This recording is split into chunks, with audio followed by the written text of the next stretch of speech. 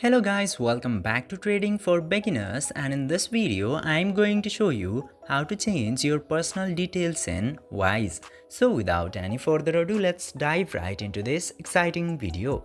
Now in order to do that, you just simply have to open your Wise application, and after opening the Wise, just simply unlock your Wise application at first and then tap to your profile picture into the top left side. And after tapping into there, you will get to see this personal details section. Tap into personal details section and then you will get a bunch of options into here. At first you can change the country and residence. At second you can change personal details including full name, full legal names, date of birth and phone number. And this way you can very easily customize your personal details from here and click to save button at the end, and your personal details will be changed successfully.